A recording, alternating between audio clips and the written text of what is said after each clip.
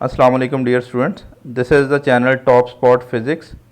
और आज हम लोग स्टार्ट करने जा रहे हैं सेकेंड ईयर फिज़िक्स, जिसका सबसे पहला यूनिट है, जिसको हम लोग चैप्टर नंबर 12 बोलेंगे। इस यूनिट का नाम है electrostatics.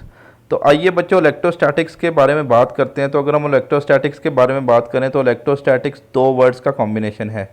One word is the electro and other word is the static. तो इलेक्ट्रो की अगर हम लोग बात करें तो अभी से आपको बताता चलूँ कि इलेक्ट्रो का मतलब हम लोग इलेक्ट्रिक चार्जेस की बात करेंगे, मीन टू से चार्जेस की बात करेंगे। और स्टैटिक का मतलब आप लोगों को पता है जी, एट रेस्ट। तो इलेक्ट्रो का मतलब इलेक्ट्रिक चार्जेस। भाई चार्ज क्या है उसके बारे में थोड़ा आगे चल के बात करते हैं, फिल वक्त ये सुन लें। इलेक्ट्रो का मतलब है इलेक्ट्रिक चार्ज और स्टैटिक का मतलब है एट रेस्ट। तो इसका मतलब ये हुआ कि ये फिज़िक्स की वो ब्रांच है जो एक्चुअली ऐसे चार्जेस को डील करने जा रही है जो रेस्ट में है। तो अब इसकी डेफिनेशन हम लोग देख लेते हैं जी। Electrostatics the branch of physics which deals with the electric charge at rest under the action of electric force is called the electrostatics. तो बच्चों अभी से आपको माइंड में ये बिठा लेना है कि हम इस पूरे चैप्टर में ऐसे चार्जेस को डील करने जा रहे हैं जो इनफैक्ट रेस्ट में हैं। तो रेस्ट में जो चार्जेस होते हैं उनकी क्या प्रॉपर्टीज़ होती हैं, क्या खसूसियात होती हैं, किस तरह से इंटरेक्ट करते हैं, वो हम सारी बातें इस चैप्टर में करने जा रहे हैं। तो इलेक्ट्रोस्टैटिक्स से माइंड में बिठा लीजिएगा, हम चार्जेस एट रेस्ट की बात करने जा रहे हैं। तो आज हम लोग स्टार्ट में जो आर्टिकल पढ़ने जा रहे हैं ये कुछ शॉर्ट आर्टिकल्स हैं, छोटी छोटी डेफिनेशन हैं, और इसके बाद हम कुछ लॉन्ग आर्टिकल्स की तरफ जाएंगे। तो अभी हम लोग शॉर्ट आर्टिकल्स देख रहे हैं। तो नेक्स्ट डेफिनेशन अगर मैं देखूं तो वो है इलेक्ट्रिक फोर्स। इलेक्ट्रिक फोर्स की डेफिनेशन अगर हम लोग देखना चाह रहे हैं तो डेफिनेशन आपके सामने है, बट मैं डेफिनेशन में बाद में जाता हूँ। मेरा आप लोगों से क्वेश्चन है कि अगर हम लोग किसी भी मटेरियल पार्टिकल की बात करेंगे, दुनिया में जितना भी आप लोगों को मैटर नज़र आ रहा है उसका जो है वो अल्टीमेट पार्टिकल कौन सा है या फंडामेंटल किस चीज़ से बना है। भाई आप बोलोगे सर सारी चीज़ें एटम से मिलके बनी है, सही है। तो एटम्स में फर्दर थोड़ा अंदर झांक के देखते हैं। एटम्स में हैं इलेक्ट्रॉन्स, प्रोटॉन, न्यूट्रॉन्स और बहुत सारे सब एटॉमिक पार्टिकल्स। तो हम लोग जिनसे, वैसे तो हम लोग काफ़ी सारों से फेमिलियर हैं, बट मोस्ट कॉमनली हम लोग इलेक्ट्रॉन्स, प्रोटॉन और न्यूट्रॉन्स की बात कर रहे होते हैं। तो डियर स्टूडेंट्स, मेरा आपसे क्वेश्चन है कि अगर मैं आपसे पूछूं कि एटम के न्यूक्लियस में जो पॉजिटिव चार्ज है यानी प्रोटॉन्स हैं और एटम के सराउंडिंग में जो इलेक्ट्रॉन्स हैं, इनके दरमियान कोई फोर्स है, तो आप लोग बोलोगे जी सर इनके दरमियान फोर्स ऑफ अट्रैक्शन है। तो ये जो फोर्स है ना पॉजिटिव और नेगेटिव चार्जेस के बीच में, ये इलेक्ट्रिक फोर्स है। और आप एक लम्हे के लिए सोचो, अगर इस फोर्स की एग्जिस्टेंस ना हो, मतलब ये फोर्स एग्जिस्ट ना कर रही हो, तो क्या एटम जो है वो अपने वजूद को बरकरार रख पाएंगे? तो आप बोलोगे नहीं, क्योंकि भाई पॉजिटिव एंड नेगेटिव चार्जेस इकट्ठे हैं तो एटम्स का वजूद है। तो एटम्स के अंदर, इसका मतलब मैं बात करना चाह रहा हूँ कि जहाँ पर भी पॉजिटिव एंड नेगेटिव चार्जेस आपस में जुड़े हुए हैं तो उनको जिस फोर्स ने बाइंड किया हुआ है वो फोर्स है इलेक्ट्रिक फोर्स। और अगर एटम्स के दरमियान ये फोर्स नहीं हो गई तो एटम्स की एग्जिस्टेंस नहीं होगी। एटम एग्जिस्ट नहीं करेंगे तो मॉलिक्यूल्स और सारी इनफैक्ट यूनिवर्स के जितने भी स्ट्रक्चर्स हैं वो एग्जिस्ट नहीं कर सकते, क्योंकि वो सारे एटम्स पे बेस कर रहे हैं। तो इसका मतलब ये हुआ कि इलेक्ट्रिक फोर्स ही वो बेसिक फोर्स है जिसने एटम के अंदर पॉजिटिव नेगेटिव चार्जेस को इकट्ठा करके एटम के वजूद को बरकरार रखा हुआ है। तो अब आप लोग डेफिनेशन देख सकते हैं, the force which holds positive and negative charges that make up atoms and molecules is called the electric force. तो बच्चों दो बातें अभी तक हम लोगों ने कर ली, इलेक्ट्रोस्टैटिक चार्जेस एट रेस्ट की बात करेंगे, और इलेक्ट्रिक फोर्स वो फोर्स है जिसने पॉजिटिव नेगेटिव चार्जेस को इकट्ठा करके एटम्स का वजूद बरकरार रखा हुआ है, जिसकी वजह से मॉलिक्यूल्स बने और इनफैक्ट सारी चीज़ों की, सारे मटेरियल पार्टिकल की जो है वो एग्जिस्टेंस है। तो नेक्स्ट कुछ और बात करते हैं जी, छोटी छोटी डेफिनेशन हैं, शॉर्ट आर्टिकल्स हैं। तो अभी हम लोग देखने जा रहे हैं चार्ज एंड इट्स टाइप्स। तो मैंने शुरू में बात की कि भाई चार्ज क्या है। तो मेरा आप लोगों से क्वेश्चन है कि अगर आपको पता लगाना हो, या चलें हम लोग एक बात करते हैं, लेट्स सपोज एक ऑब्जेक्ट है और एक और दूसरा ऑब्जेक्ट है। अगर हम बोल रहे हैं दोनों के बीच में फोर्स ऑफ अट्रैक्शन हो रहा है या रिपल्शन हो रहा है, तो मैं आप लोगों से पूछूं किस बिना पे होगा, तो आप लोग ये आंसर करोगे कि सर ये इनके ऊपर लाजमी तौर पे चार्ज है।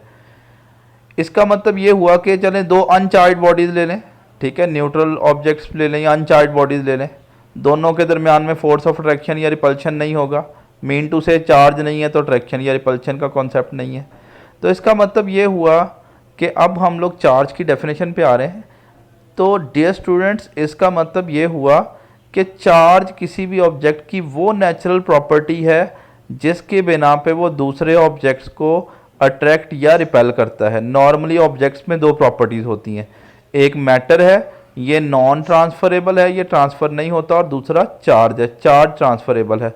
चार्ज को ट्रांसफ़र करने के मुख्तलिफ वेज हैं, बहरहाल वो हम लोग बात नहीं कर रहे।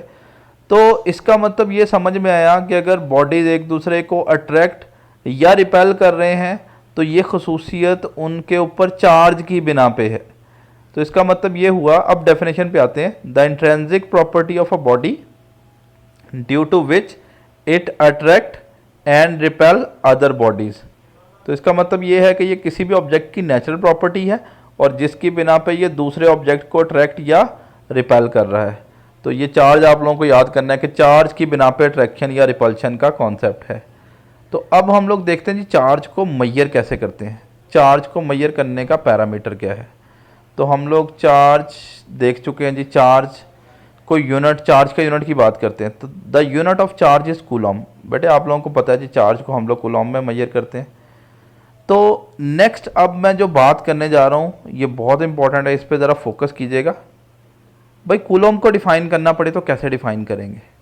तो यहाँ पे कूलम की डेफिनेशन लिखी हुई है, the charge due to 6.25 10⁻18 electrons is called 1 coulomb.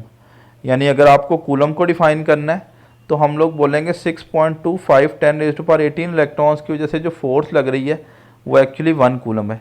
भाई ये कॉन्सेप्ट कैसे आया 6.25 वाला, इस पे फोकस कीजिएगा। ये बोर्ड एग्ज़ाम में बहुत दफ़ा एमसीक्यूज़ आया, तो इसकी कैलकुलेशन अभी से आपको सीख लेनी है।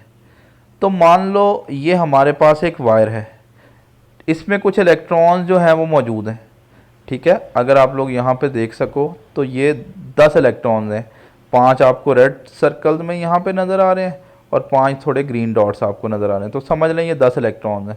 मेरा आपसे क्वेश्चन ये है कि बताओ इस 10 इलेक्ट्रॉन्स की वजह से टोटल चार्ज कितना होगा। तो आप लोग कहोगे सर दो काम करें, जितनी इलेक्ट्रॉन्स की तादाद है चलें उसको मैं बोल लेता हूँ n, और उसको मल्टीप्लाई कर लो जितना एक इलेक्ट्रॉन के ऊपर चार्ज है। भाई एक इलेक्ट्रॉन के ऊपर चार्ज कितना है e। चलें कितने, अब कितने इलेक्ट्रॉन हैं 10, एक के ऊपर चार्ज कितना होगा सबको पता है 1.6 इंटू 10⁻⁻19 होता है।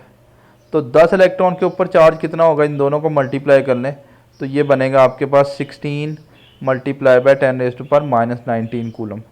तो ये आपके पास टोटल चार्ज आ गया। मतलब यूनिटी का फॉर्मूला जो आप बेसिक मैथ्स में पढ़ते आ रहे हो कि भाई एक चीज़ का प्राइस अगर 5 रुपये है तो 10 चीज़ों का प्राइस क्या होगा 50 रुपये। तो क्या करोगे, जितनी उनकी तादाद है, जैसे मैं बोल रहा हूँ 10 चीज़ें, उसको ई क्या चीज़ है, एक चीज़ का प्राइस है, उससे मल्टीप्लाई कर दो तो टोटल चार्ज आ जाएगा।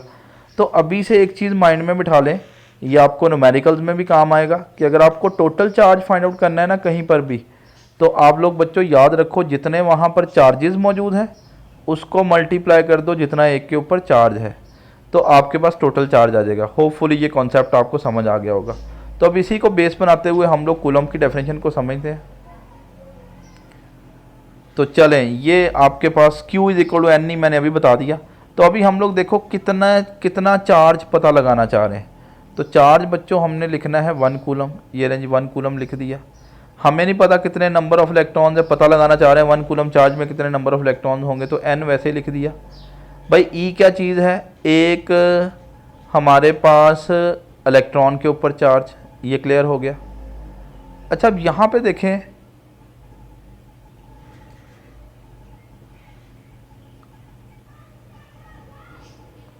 अच्छा बच्चों तो यहाँ पे देखिएगा, अगर हम लोग यहाँ से n की वैल्यू पता लगाएं, यानी हम लोग पता लगाने जा रहे हैं कि एक कूलम चार्ज में कितने नंबर ऑफ इलेक्ट्रॉन्स हैं। n mean we are going to find the number of electrons.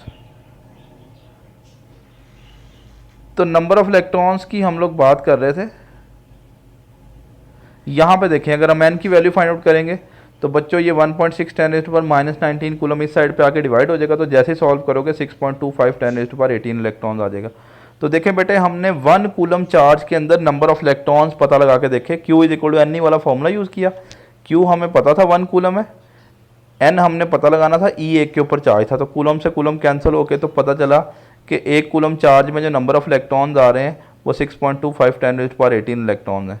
तो इसका मतलब ये हुआ कि अगर हमें कूलम को डिफ़ाइन करना है तो हम लोग ये बोल सकते हैं कि अगर किसी जगह में 6.25 10⁻18 इलेक्ट्रॉन्स मौजूद हैं तो इसका मतलब है वहाँ पर जो चार्ज प्रेजेंट होगा वो 1 कूलम होगा।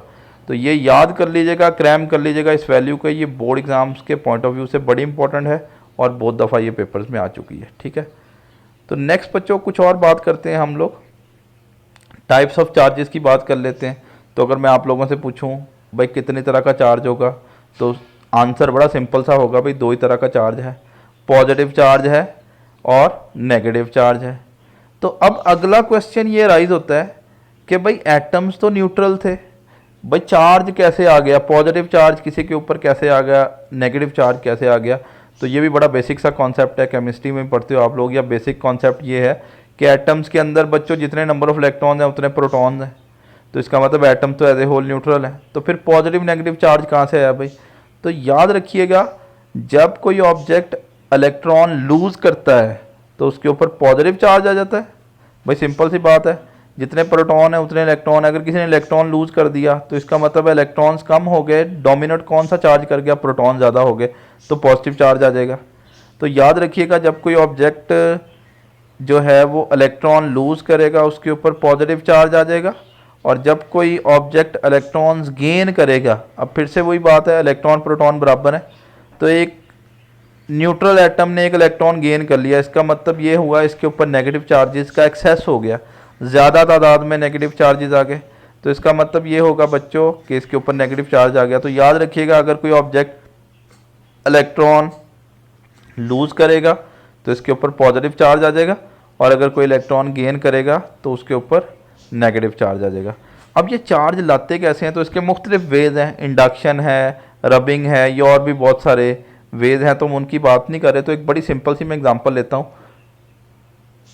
ये डायग्राम में आप लोग देख सकते हो कि एक हमारे पास ग्लास रॉड है और एक सिल्क का कपड़ा है हमारे पास, सिल्क क्लॉथ लिया और हमने ग्लास रॉड को उससे रब किया। तो ऐसा आपने कभी बचपन में जब आप छोटी क्लासेस में थे, ठीक है, स्कूल लेवल पे, तो आपने ऐसा कभी किया होगा।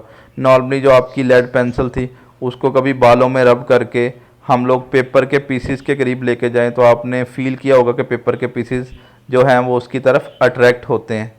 तो इसका मतलब ये हुआ कि पहले तो अट्रैक्शन नहीं थी, जब आपने रब किया तो कुछ ना कुछ हुआ। तो एक्चुअली बेटे रबिंग के दौरान क्या हो रहा होता है, जब भी ऑब्जेक्ट्स को रब करते हैं तो एक ऑब्जेक्ट में इलेक्ट्रॉन गेन करने की टेंडेंसी होती है, दूसरे में लूज़ करने की। तो जो लूज़ कर देगा उस पर पॉजिटिव चार्ज आ जाएगा, जो गेन कर लेगा उस पर नेगेटिव चार्ज आ जाएगा। तो याद रखिएगा अगर इस डायग्राम में देखें तो ये जो सिल्क क्लॉथ है, जब इसको हमने ग्लास रॉड से रब किया तो ये जो ग्लास रॉड था इसकी इलेक्ट्रॉन लूज़ करने की टेंडेंसी थी, तो इसके ऊपर पॉजिटिव चार्ज आ गया, और सिल्क क्लॉथ की इलेक्ट्रॉन्स गेन करने की टेंडेंसी थी, इसके ऊपर नेगेटिव चार्ज आ गया। तो इसका मतलब ये हुआ कि रबिंग से हम लोग चार्ज प्रोड्यूस कर सकते हैं। तो ये चार्ज की हमने टाइप्स देख ली और किस तरह से चार्ज प्रोड्यूस कर सकते हैं वो देख लिया। अच्छा, अब नेक्स्ट हम लोग देखते हैं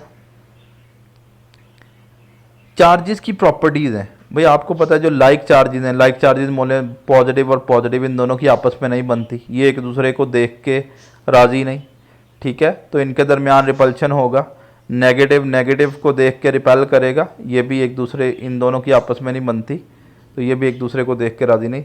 बट अगर हम लोग अनलाइक चार्जेस की बात करें, अनलाइक चार्जेस बोलें तो एक पॉजिटिव एक नेगेटिव, तो इनके दरमियान में बच्चों अट्रैक्शन होगा। डायग्राम में देख सकते हो पॉजिटिव नेगेटिव अट्रैक्शन है, पॉजिटिव पॉजिटिव रिपेल कर रहा है, नेगेटिव नेगेटिव रिपेल कर रहा है। तो याद रखिएगा जो लाइक चार्जेस होंगे वो एक दूसरे को रिपेल करेंगे और जो अनलाइक चार्जेस होंगे वो एक दूसरे को अट्रैक्ट करेंगे।